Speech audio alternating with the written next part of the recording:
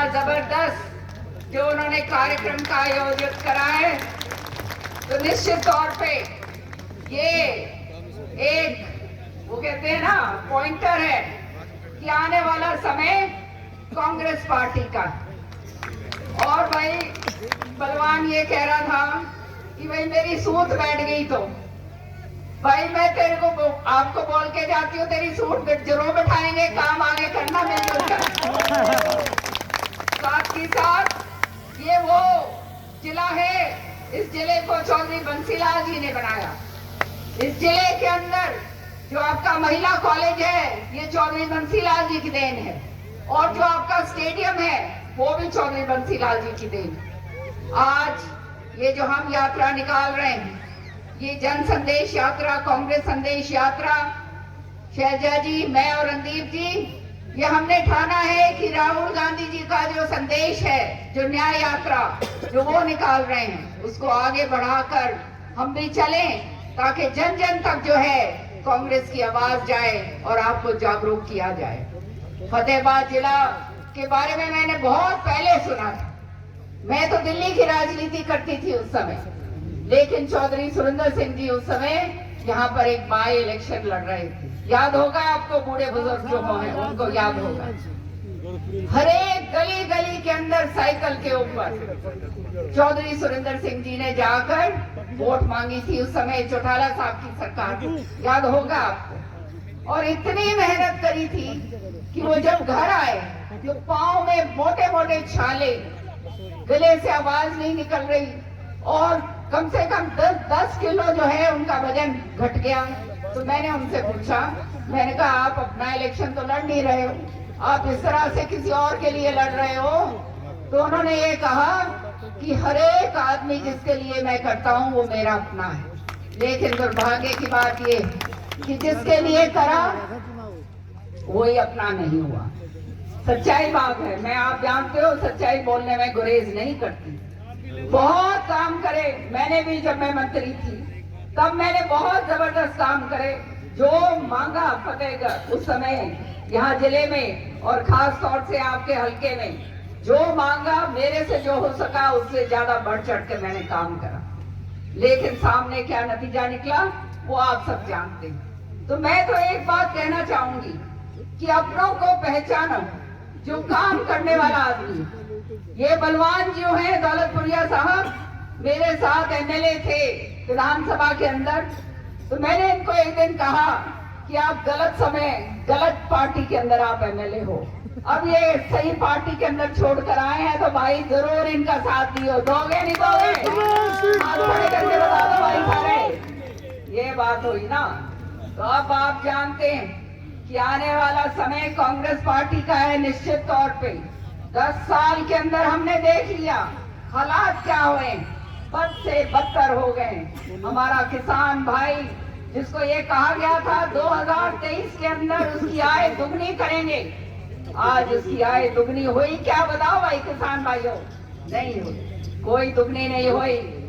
महंगाई का आलम है। उसका जो है डीएपी का कट्टा जो था, जो 50 किलो का हुआ करता था, वो भी घटाकर 45 करा, 45 से 40 कर दिया। हर तरीके से किसान को बर्बाद करा। ना मुआवजा मिलता है, प्रीमियम जो है जबरन कटता है केसीसी कार्ड से। विधानसभा के अंदर बहुत बारी मैंने ये बात कही, तो मंत्री खड़े होके कहते हैं, मुख्यमंत्री कहते हैं कि जबरन नहीं काटते, ये स्वेच्छा से होता है। तो स्वेच्छा से होता है क्या केसीसी कार्ड जो कटता है? नहीं, मैं जानती, क्योंकि गांव-गांव के अंदर हमने जाके पूछा हमारे किसान भाइयों से। कागज के ऊपर मैंने कहा विधानसभा में कि कागजी कार्रवाई में आपने स्वेच्छा जरूर दिखा रखी है, लेकिन असलियत के अंदर किसान की इच्छा के बिना उसका जो केसीसी कार्ड है उससे काट लिया जाता है। बड़ा बड़ा मोटा मोटा प्रीमियम लिया जाता है, और प्रीमियम जब मुआवजा देने के टाइम आता है तब मुआवजा नहीं मिलता। सही बात है या नहीं? मेरे को बताओ हाथ खड़े करके अगर सही बात है। तो ये हालात जो है आज हमारे किसान के कर दिए हैं। जो हमारे हरियाणा के अंदर कृषि प्रधान प्रदेश है, हमारा सारी अर्थव्यवस्था जो है वो कृषि के ऊपर टिकी हुई है, और आज हमारा किसान की हालत जो है वो सही नहीं हो। कहा था, इन्होंने वायदा करा था 2 करोड़ नौकरी दूंगा। याद है? इस बात को याद रखना। वहां से लाल किले के मैदान से ये ऐलान हुआ था कि 2 करोड़ नौकरी हर साल देंगे। आज जो है 10 साल पूरे हो गए हैं। 10 साल उपरांत 20 करोड़ नौकरियां। अभी पिछले गांव में जहां मैं गई, वो पटलिया जी ने जहां वो प्रोग्राम करा हुआ था, वहां पर 2 बच्चियों ने मुझे पकड़ा और कहा, बहन जी हमने सीईटी का टेस्ट दे रखा है और हमारे को बुलाया नहीं जा रहा है। कभी कैंसिल कर देते हैं, कभी कुछ और बहाना मार देते हैं। सच्चाई है ये। तो मैंने उन्हें बताया कि विधानसभा में आपकी आवाज ये सीईटी जो है, ये कॉमन एलिजिबिलिटी टेस्ट छोड़कर ये परेशानी का टेस्ट बना दिया। सच्चाई है ये। विधानसभा में जोर शोर से इस बात को उठाई, लेकिन सरकार के कानों के ऊपर कोई फर्क नहीं पड़ता, क्योंकि इन्होंने केवल एक काम करना है, वो है जुमले और वो है झूठ। तो काम करने की इनको जरूरत क्या है? इन्होंने कहा, मेरी माताएं बहनें यहां बैठी, कहा था कि तुम्हारे को धुएं में से निकाल दूंगा। ऐसा धुएं में से निकाला, तुम्हारे को सिलेंडर जरूर दिए। जो 400 रुपए का सिलेंडर था, कितने का हुआ पिछले 10 साल में? बताओ। 1150 रुपए का तुमने सिलेंडर खरीदा होगा। एक गृहिणी होने के नाते मैं जानती हूँ कि एक परिवार के अंदर 1 या 2 आदमी तो होते नहीं, कम से कम 2 सिलेंडर लगते हैं। कहाँ से लाएं? महंगाई इतनी हो गई, नौकरी है नहीं, करें क्या, कहाँ जाएं?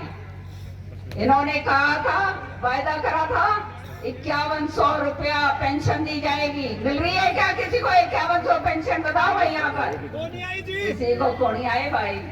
ये सारा झूठ, केवल झूठ, झूठ, झूठ और झूठ, उसके अलावा और कुछ नहीं। इन्होंने कहा बेरोजगारी भत्ता देंगे। जो बेरोजगार बच्चे हैं, जिन्होंने 10वीं पास करी है, उसको देंगे 6000 रुपया, और जिसने बीए पास करी है और जो बेरोजगार घर में बैठा है, उसको देंगे 9000 रुपया। बताओ भाई किसी के आया पैसा? ये कोई आया भाई? पीछे वाले भी बता दो भाई, थम के ठंड लग रही है क्या तुमने? कौन आया? एक ढेला नहीं दिया। इन्होंने कहा रोज बड़े बड़े इश्तेहार दे रहे हैं टीवी के ऊपर, गारंटी, हम गारंटी देते हैं 5 लाख रुपए की स्वास्थ्य योजना की गारंटी। बताओ भाई किसी के आया 5 लाख रुपया? बताओ भाई। रोज टीवी के अंदर इश्तेहार भरे पड़े। गरीबों का कहा कि गरीबों को गरीबी रेखा से निकाल दिया। सच्चाई ये है, सच्चाई ये है कि जो मजदूर करते थे, जो मजदूरी करते थे, वो बिल्कुल खत्म कर दिए। हालात उनके बुरे हो गए। और जैसे बलवान जी ने कहा, ये जो इन्होंने बनाया, ये जो है परेशान पहचान पत्र, परिवार पहचान पत्र, परेशान पहचान पत्र बन गया नहीं बन गया? सबकी गले की फांस बन गई। विधानसभा में मैंने ये बात कही कि इसको उठा लो, नहीं तो ये तुम्हारा अंतिम संस्कार जो है ये ही करेगा। बताओ भाई सच्ची बात कही या नहीं कही? सच्चाई है। लेकिन क्या हो रहा है? किसी की बात पूछते नहीं है, किसी की परवाह करते नहीं। कहा कि काला धन वापस लेकर आएंगे और हर एक की जेब के अंदर 15 लाख रुपए जाएंगे। शैलजा जी सारी जगह बोलती हैं, ये उनकी बात मैंने उठा ली। तो ये जो है 15 लाख खाते में आए क्या तुम्हारे? किसी के नहीं आए। बहनों, तुम लोग सारी बैठी हो यहाँ पर, खाते में तो आए नहीं 15 लाख। राजी हो रही थी सारी, आएंगे आएंगे। हमने भी भाई खूब राजी थे, सारी दुनिया राजी थी, मेरा नहीं किया होगा।